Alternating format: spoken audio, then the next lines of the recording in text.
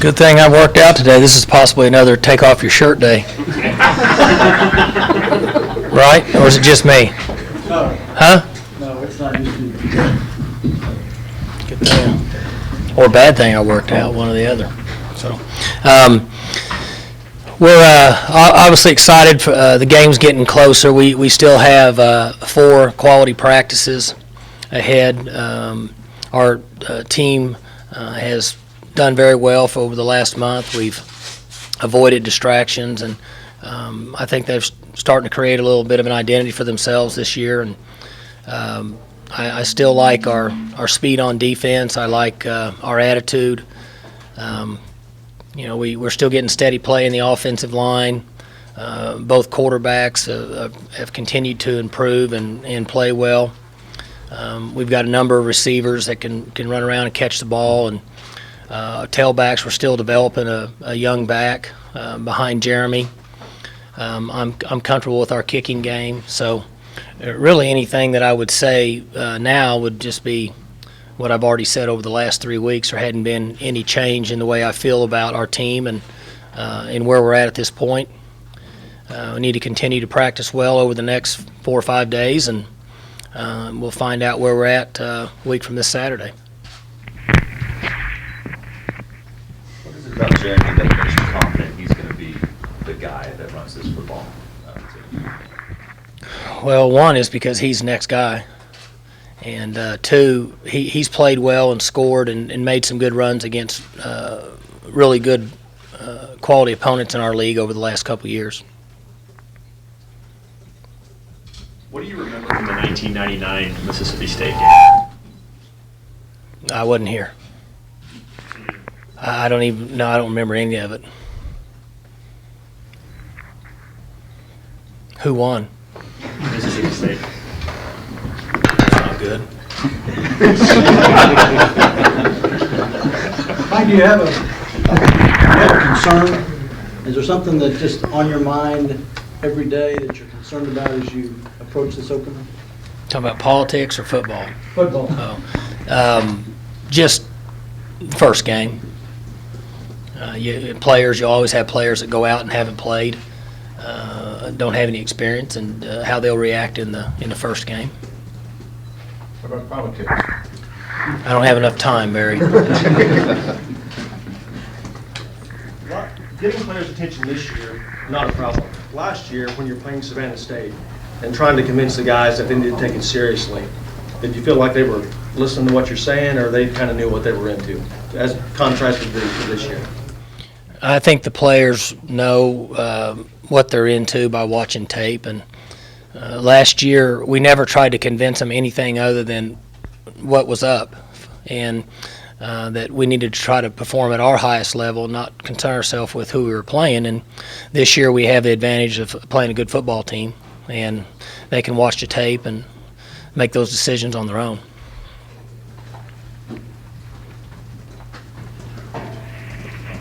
Mike, you want to tell us who your starting quarterback is today? We're going to play both guys. I mean, it hadn't changed since the spring, and both quarterbacks have improved, and I don't really know any other way to say it. That same thing I've said for the last 5 months is both guys are doing a good job, and we're glad we have them, and they'll both get a chance to play. And you think both of them will play extensively in that first game? You'll not the backup's not going to get 2 or 3 plays. He's going to play. Well, I don't know. It'd be hard for me to predict reps, but I don't feel like either one of them would be a backup in the first game. Did they both start and put one at receiver, just so they both get a start? I hadn't thought about that. How much have you worked on your short yardage? How's the deal you sort of with the package with Walsh last year? You put mid-season to some degree. Is that something you've been working on through the spring and the summer? Or is that something you do once the season gets? We've tried to improve in that in all areas in short yardage, with or without JW in the package. My opinion on this style of offense that we've been in now for 4 years, I guess, if there's an area of concern, it's inside the 3-yard line in short yardage. And so we've worked considerably on it over the last 9 months. Like, it doesn't really change how your offense works depending upon who you have at quarterback, right? I mean, you're pretty much doing the same stuff with both those guys. Well, we have the same offense, but we try to play the strengths of whoever's in there, just like we did last year with the 3 of them. They all are comfortable with the style of offense and the plays that we have, but they're different in what they bring to the table. So I would hope that we would call the plays that benefit the guy that's playing quarterback at that particular time. Does your security have a feel for the strengths of those two guys? I think so. In the past, you said you don't like 2 quarterback systems. What's changed with these 2? Well, I don't like 2 quarterback systems if we have one that's better than the other, one that's more experienced, and each year is different. Now we have 2 quarterbacks who have relatively the same amount of experience, and so we're obligated to give both of them an opportunity to play in the game. We feel like that they can each provide something for the team to give us a chance to be successful this year. Can you comment on how each of the new coordinators have assimilated into their roles? Well, Glenn has been here for a number of years, so he was very familiar with our personnel. We really haven't adjusted very much on defense, more of an attitude and a little bit of an approach. And then Mike Yursich, I feel like understands our offense and the strength of our players, and just like Todd and Dana, and when I was calling it, he'll have things that he feels like that he wants to call that give us the best chance to win based on his opinion. They're all different, and I see that growing over the last month, and I would say throughout the season when he gets a better feel for our offense and playing it in games at this level.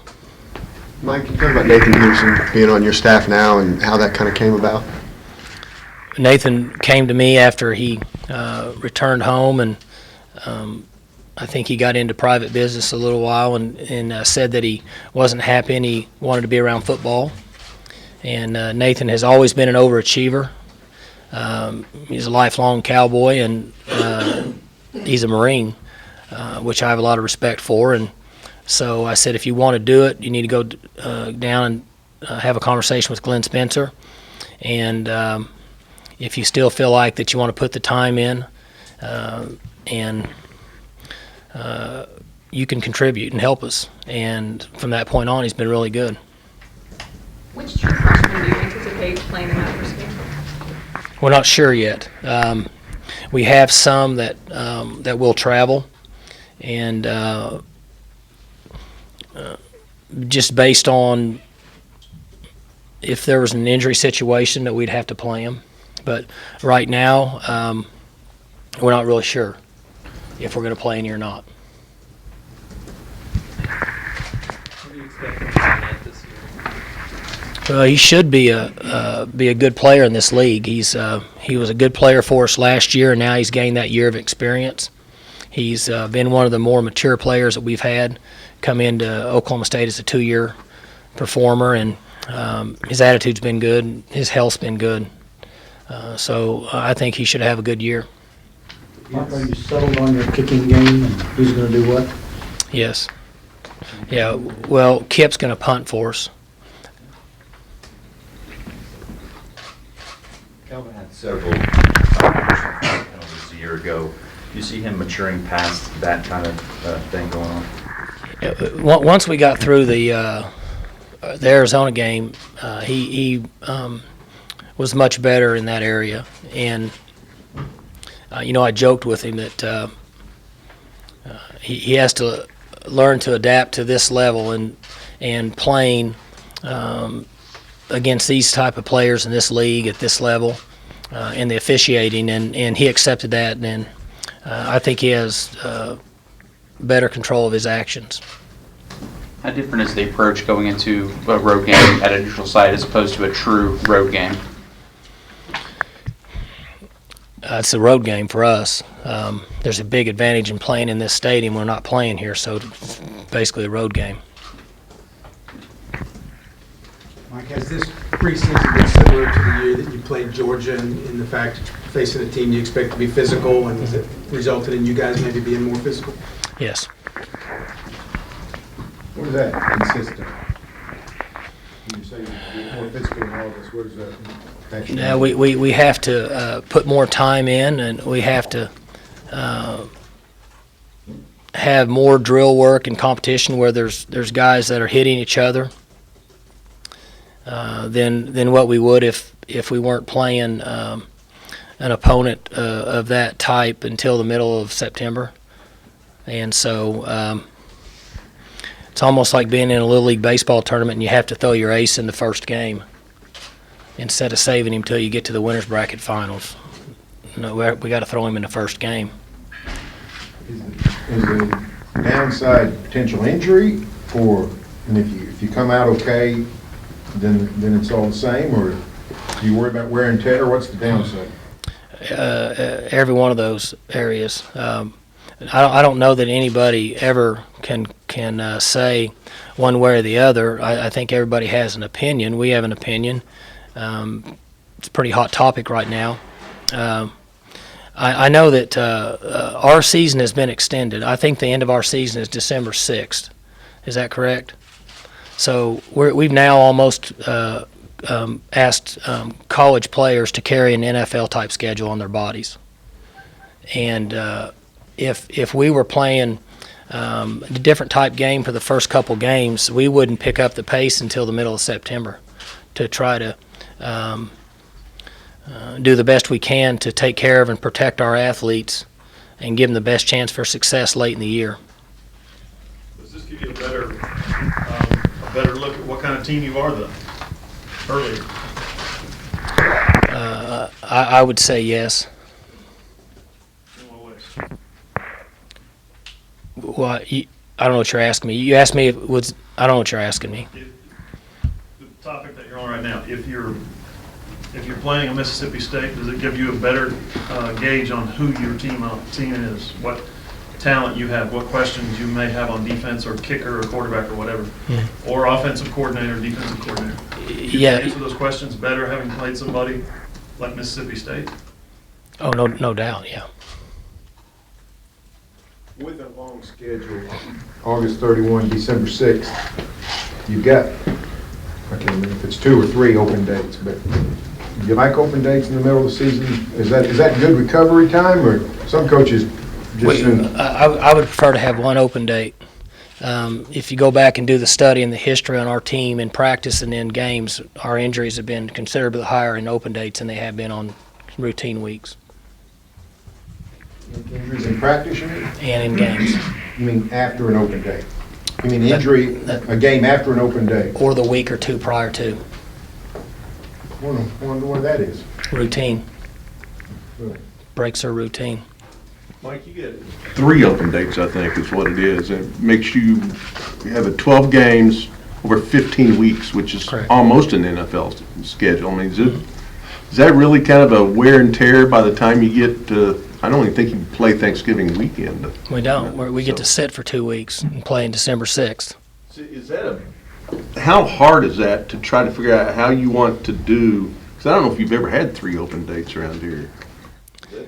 Again, we play the hand we've been dealt, but I'm not a fan of extended seasons, and we try to work our way through it. It is an unusual situation, and we just try to do the best we can. I think it's us in Oklahoma, and somebody else has I think December 6th game. I'm not for sure, but I think there's 4 teams that play December 6th.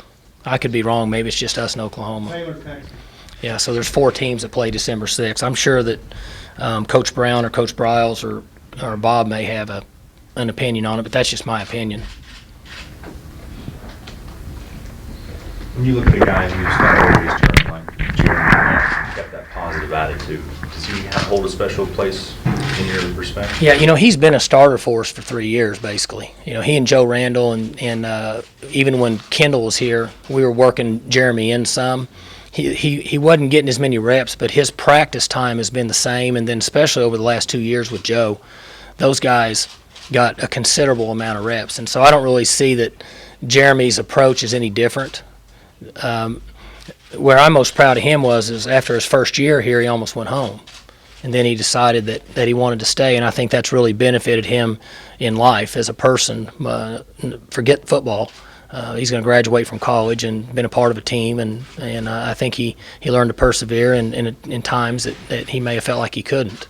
Do you lean on him more so than the last couple of years where he and Joe kind of shared the role? Or do you lean on Jeremy more this year? Yes. Yes. We don't have an experienced back other than Jeremy. The last couple of years we had two, and so you had two guys there. But right now we're trying to develop a younger player. But Jeremy's the most experienced player we have by far. Mike, you talked about first game. One question annually is just how new players will play in a game situation. Do you have any question about that concerning Yurcich stepping up from the level he was to the level he is, or that's no concern to you? I don't have any concern because our offense, there's a certain number of plays we call them. We call them and run them, and then we have a third and short and a goal line package. That's really it.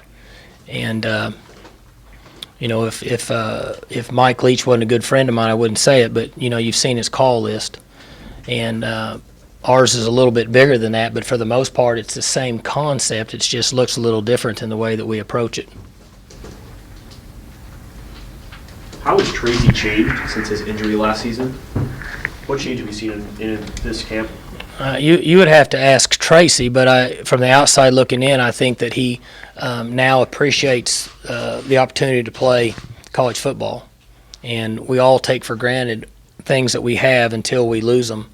And when he got hurt and had to sit the next couple months, I think he realized how much he really enjoyed being a part of the team and playing college football.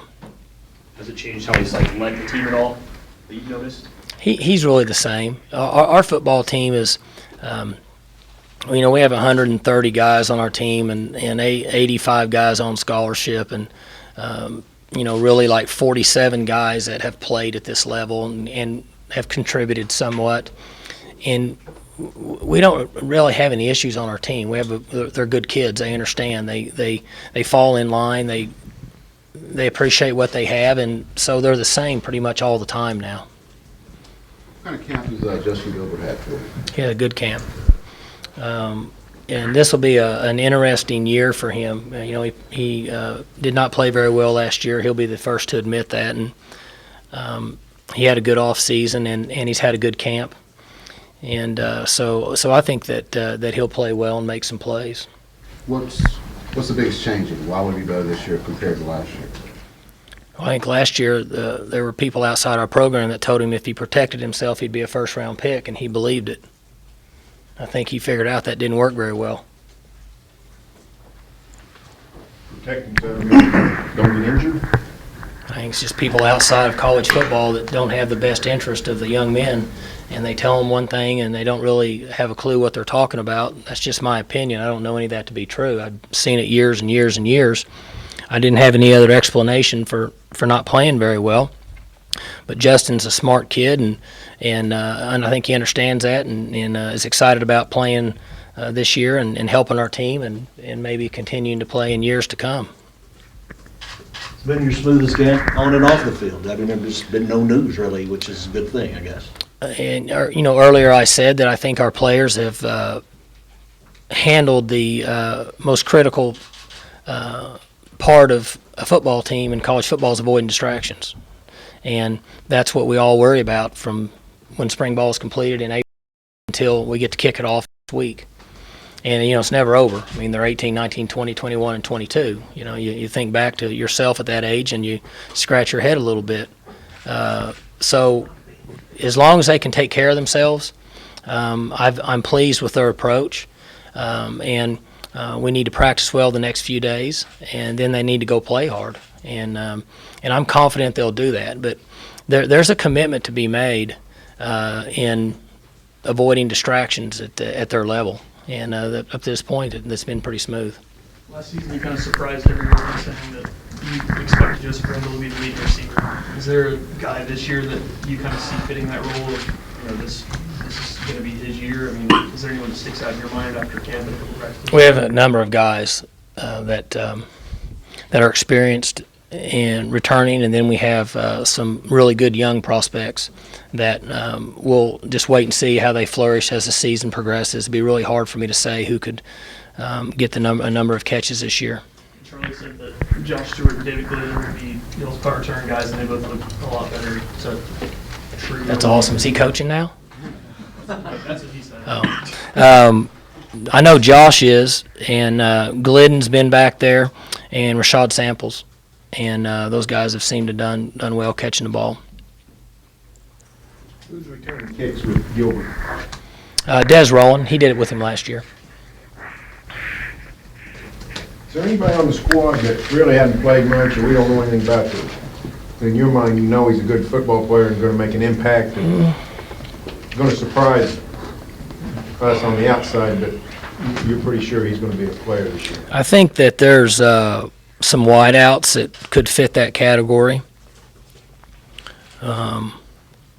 Guys in camp that have played well, and it's coaches talk, but it's really the truth. They hadn't done anything yet. Seals has made some plays in camp. Shepard's made some plays in camp. Glidden is back to making plays. Defensively, Sam Wren has made plays and shown signs of being able to compete at this level.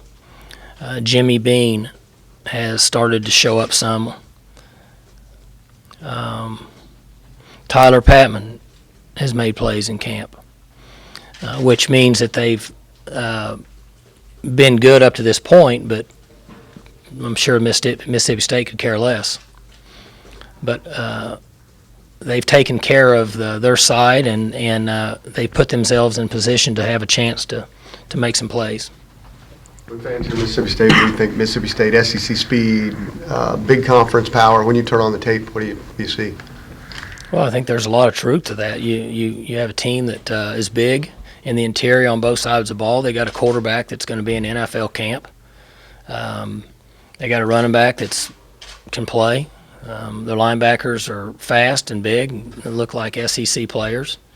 Their question marks, everything that you hear out of their camp, and just from knowing what's going on, is they lost two really good corners, just like we lost some players at key positions, but we feel like we have guys that can step up and make plays. I'm sure they feel the same way.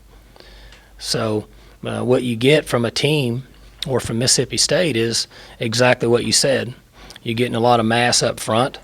Now, they do happen to have what I think is an NFL quarterback. I said the same thing about the guy at Arizona last year.